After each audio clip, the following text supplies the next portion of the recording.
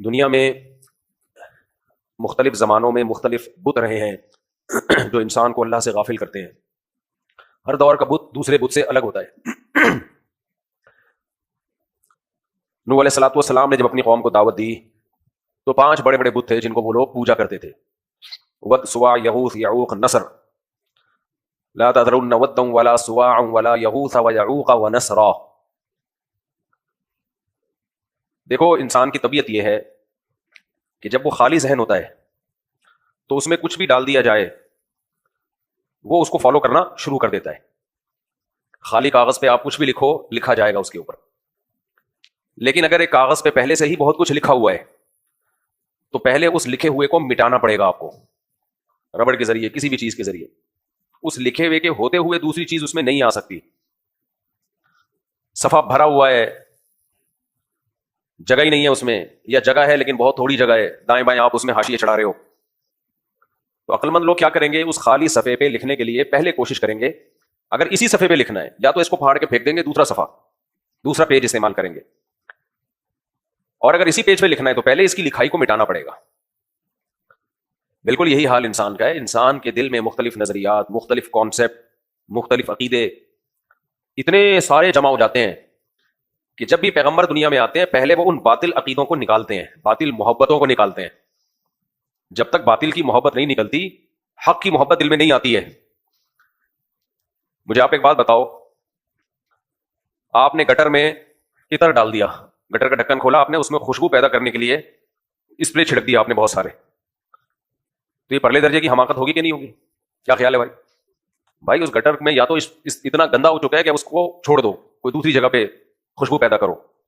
اور اگر اسی میں خوشبو پیدا کرنی ہے تو پہلے اس کو صاف کرنا پڑے گا، سارا گند نکال کے اس کی دیواروں کو تیزاب سے دھونا پڑے گا. اور جو گٹر لائن کا کنیکشن آ رہا ہے نا، جہاں سے گٹر لائنیں آ کے اس بڑے گٹر میں گر رہی ہیں، ان لائنوں کو بھی ڈسکنیکٹ کرنا پڑے گا، ورنہ آپ صاف کرتے جائیں گے اور لائنیں پھر دوبارہ گٹر آتے جائیں گے، گٹر لائنیں اس میں گرتی جائیں گی.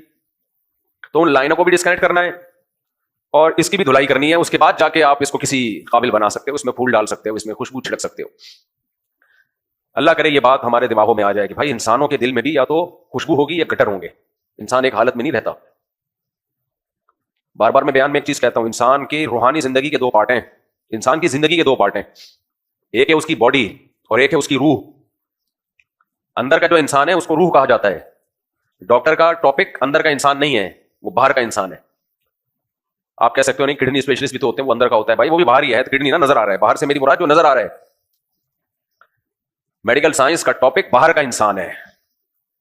انبیاء کا ٹاپک کیا ہے؟ باہر کا انسان نہیں ہے. پیغمبروں کا ٹاپک اندر کا انسان. اندر کی چیزیں نظر نہیں آتی. آپ کے دل میں حسد، بغض، کینہ، لالچ، مردار پہ مر رہے ہو تو یہ گندا انسان ہے. دیکھو کسی کو عشق ہو گیا کسی حسینہ سے، کسی اور کو عشق ہوا، کوئی کچرے کے ڈھیر پہ لاش پڑی ہوئی تھی، اس لاش پہ عاشق ہو گیا، تو آپ کیا کہو گے؟ جو لاش پہ عاشق ہوا ہے، مردار پہ عاشق ہوا ہے، اس کو آپ کیا کہو گے؟ تیرا ذوق نظر بلند نہیں ہے، یہی کہو گے نا. یار تمہارا جو، اس کو ایک بڑا اچھا لفظ اس کے لیے استعمال ہوتا ہے، یعنی تمہارا ایک بڑا اچھا لفظ استعمال ہوتا ہے آج کل مارکیٹ میں چل رہا ہے، یار میرا دماغ میں ذوق نظر بلند، تو یہ گاڑی اردو ہو گئی نا. اتنا بلند ذوق نظر ہوتا کہ اتنی اچھی اردو سمجھ میں آ رہی ہوتی تو پھر ایسی حرکتیں ہو کیوں رہی ہوتی. ارے یہ کیا ظلم کر رہا ہے کہ مرنے والوں پہ مر رہا ہے. جو دم حسینوں کا بھر رہا ہے بلند ذوق نظر نہیں ہے. جو مرنے والوں پہ مرتا ہے اس کا ذوق نظر بلند نہیں ہوتا. تو کوئی لاش پہ مر رہا ہے کہ یار کتنی خوبصورت، عاشق ہو گیا میں، کاش زندہ ہو جائے میں اس سے شادی کر لوں. لوگ کیا کہیں گے؟ بھائی یہ مرا ہوا ہے، اس سے تو گھن آتی ہے انسان کو، لاش ہے. آپ نے دیکھا ہوگا نا ایک ویڈیو وائرل ہوئی تھی کہ مردہ لاشوں کے ساتھ بدکاری کرتا ہے ایک آدمی، اللہ بچائے، یہ بولتے ہوئے بھی عجیب سا لگ رہا ہے. تو کتنی گھن آئی نا اس آدمی سے.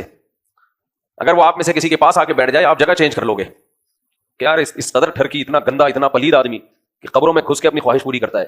ایسے غلیظ اور ایسے گندے آدمی سے انسان کو گھن آتی ہے. ایسے بھی کیسز آتے ہیں کہ چھاپا مارا گھر میں اور مردہ لاشوں کے گوشت ملے. ایسے بھی لوگ ہیں گوشت کھاتے ہیں، قبرستان میں مردہ دفنایا. اب میرا یہ بیان سن کے کھانا نہ شروع کر دیں کچھ لوگ، یہ بھی ڈر ہوتا ہے، برائی کا تبصرے سے برائی پھیلتی ہے. تو آپ نے سنا ہوگا گئے قبروں میں گھس کے مردہ لاشیں نکالی، گھر میں لا کے رکھی ہوئی ہیں، پکا کے کھا رہے ہیں. چھاپے پڑے ہیں نا، دیکھا ہے لوگوں نے. میرا خیال ہے وہ اقرار الحسن ہے نا، اس نے دکھایا تھا یا کس نے دکھایا تھا. اب آپ کا کیا خیال ہے؟ آپ کو ایسے لوگوں سے گھن آئے گی کہ نہیں آئے گی؟ بولو.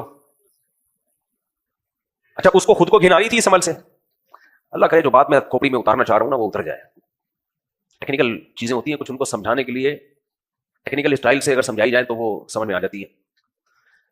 دیکھو میرے بھائی، جو یہ گندی یہ جو لاشیں کھا رہا تھا کیڑوں والی لاشیں، اس کو اپنے اس عمل سے گھن آ رہی تھی؟ نہیں آ رہی تھی نا، تبھی تو کھا رہا تھا. گھن آ رہی ہوتی کیوں کھا رہا ہوتا؟ لیکن آپ کا کیا خیال ہے اگر وہ یہ کہتا ہے مجھے تو گھن نہیں آ رہی، تو آپ اس کی اس دلیل کو مان لو گے کہ تم بہت نیک شریف اچھے انسان ہو، پاک صاف انسان ہو، کیونکہ تمہیں گھن نہیں آ رہی تو کھا لو بھائی، ہمیں آ رہی ہم نہیں کھا رہے. پرسنل معاملہ ہے ہر آدمی کا، اس میں آزاد ہے انسان، کسی کو کسی کام سے گھن آتی ہے، کسی کو کسی کام سے گھن نہیں آتی. تو یہ کلچر کا ڈفرینس ہے. گورا نا اسی طرح اسٹائل مارتا ہے، جب اس کو بولو نا کم بختو تم لوڑے بازی تم نے سوسائٹی میں عام کر دی ہے، بغیر تو ہر آدمی تم میں زنا کرتا ہے، اور باپ کو ماں کو تم اولڈ ہاؤس میں جمع کراتے ہو کم بختوں. یعنی ہر آدمی کا جو ہے نا انڈیویجول لائف ہوتی ہے، پرسنل کلچر ہوتا ہے.